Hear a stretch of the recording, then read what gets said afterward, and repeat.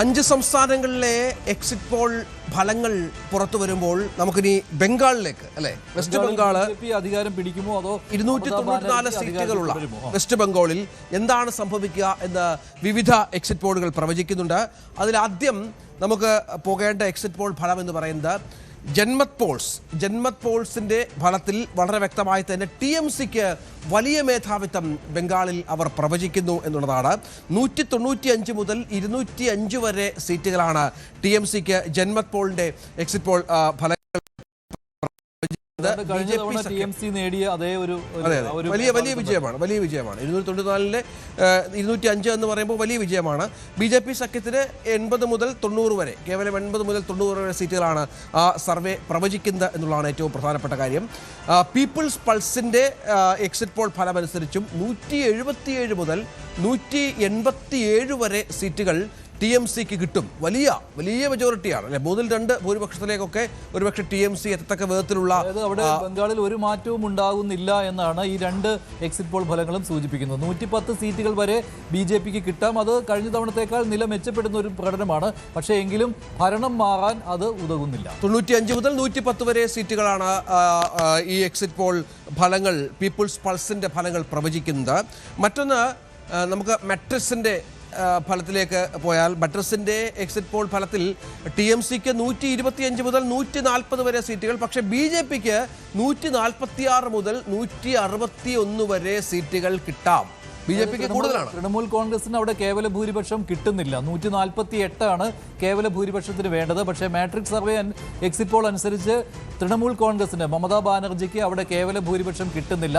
ഭരണത്തിൽ നിന്ന് മമതയ്ക്ക് ഇറങ്ങിക്കൊടുക്കേണ്ടി വരും. BJP അവിടെ അധികാരത്തിലേറുമെന്നാണ് മാട്രിക്സ് എക്സിറ്റ് പോൾ. 146, 161 കഷ്ടിച്ച് ഭരണം പിടിക്കാൻ BJPക്ക് കഴിയുമെന്നാണ് അല്ലേ.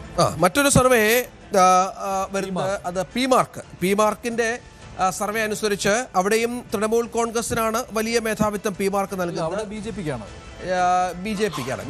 പി-മാർക്കിന്റെ BJPക്കാണ് അല്ലേ. പി-മാർക്ക് 150 മുതൽ 175 വരെ, രണ്ട് സർവേ ഫലങ്ങൾ. കേവല ഭൂരിപക്ഷം BJPക്ക് കിട്ടുമെന്നാണ് ഈ എക്സിറ്റ് പോൾ സൂചിപ്പിക്കുന്നത്. പി-മാർക്കിന്റെ തൃണമൂലിന് അവിടെ 118, 138. രണ്ട് എക്സിറ്റ് പോൾ ഫലങ്ങൾ ഇപ്പോ BJPക്ക് അനുകൂലമായി ഉണ്ട്. അപ്പൊ പൂർണ്ണമായും കോൺഗ്രസിന് 2 മുതൽ 6 സീറ്റുകൾ വരെ പറയും. അതെ, പൂർണ്ണമായും വെസ്റ്റ് ബംഗാളിന്റെ കാറ്റ് TMCക്ക് അനുകൂലമാണ് എന്ന് എല്ലാ സർവേ ഫലങ്ങളും പറയുന്നില്ല. പി-മാർക്കും മെട്രിക്സും ഇപ്പോൾ BJPക്ക് അനുകൂലമായുള്ള എക്സിറ്റ് പോൾ ഫലങ്ങൾ പറയുന്നു എന്നുള്ളത് ഏറെ പ്രധാനപ്പെട്ട ഒന്നാണ്. അവിടെ TMCയും തൊട്ട് പുറകിലുണ്ട്. TMCക്ക് 100-ൽ താഴെ സീറ്റുകൾ പറയുന്ന സർവേ ഫലങ്ങൾ ഇതുവരെ എത്തിയിട്ടില്ല. മറ്റൊന്ന് പ്രജാപോളിന്റെ എക്സിറ്റ് പോൾ ഫലങ്ങൾ അനുസരിച്ച് 178 മുതൽ 208 വരെ സീറ്റുകൾ BJP സഖ്യത്തിന്, പ്രജാപോളിന്റെ കണക്കനുസരിച്ച് BJP സഖ്യത്തിന് 178 മുതൽ 208 വരെ സീറ്റുകൾ BJP സഖ്യത്തിന് കിട്ടിയേക്കാം. TMCക്കാകട്ടെ 85 മുതൽ 110 സീറ്റുകൾ വരെയാണ്. 100-ൽ താഴെ പോയാലും അത്ഭുതപ്പെടേണ്ടതില്ല. പ്രജാപോളിന്റെ എക്സിറ്റ് പോൾ അനുസരിച്ച് നേരത്തെ സിബി പറഞ്ഞ പോലെ പ്രജാപോളും പോൾ ഡയറിയും ഒക്കെ നമ്മൾ ഇതുവരെ കേൾക്കാത്ത സർവേ ഏജൻസികളാണ്. പോൾ ഡയറി നേരത്തെ ഉണ്ടായിരുന്നു അല്ലേ. അവർ 142, 171 BJPക്ക് പറയുന്നത്. 142, 170. അതായത് ഇതുവരെ പുറത്തു വന്ന 6 സർവേ ഫലങ്ങളിൽ 4 BJP സഖ്യത്തിന് ഭൂരിപക്ഷം പ്രവചിക്കുന്നു. ശ്രീ MS വേണുഗോപാൽ, ഇത് അതിശയപ്പെടുത്തുന്ന ഒരു കണക്കാണോ? അല്ല, ഇതിനകത്ത് അതിശയപ്പെടുത്തുന്ന കാര്യങ്ങളില്ല എന്നാണ് എനിക്ക് തോന്നുന്നത്. കാരണം ആദ്യം ഒന്നാം ഘട്ടം നടന്ന 152 സീറ്റുകളിൽ ഏകദേശം 100-നടുപ്പിച്ച് സീറ്റുകൾ BJPക്ക് നേടാൻ കഴിയും.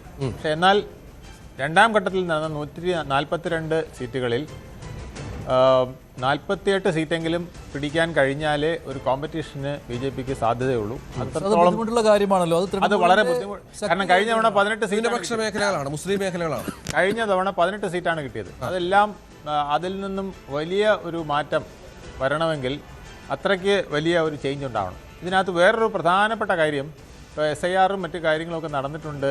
അവിടെ ഒരു 60 ലക്ഷത്തോളം വോട്ടുകൾ, ആർക്കും സംശയമില്ല, അത് മാറ്റിയതും മറിച്ചതിലൊന്നും കുഴപ്പമില്ല. പക്ഷേ വീണ്ടും വരുന്ന ഒരു 30-32 ലക്ഷം വോട്ടുകൾ ആണ് ഡൗട്ട്ഫുൾ വോട്ട്സ് എന്ന് പറഞ്ഞ് മാറ്റിയിരിക്കുന്നത്. അതിലാണ് ഈ TMCക്ക് വളരെ തർക്കമുള്ളത്.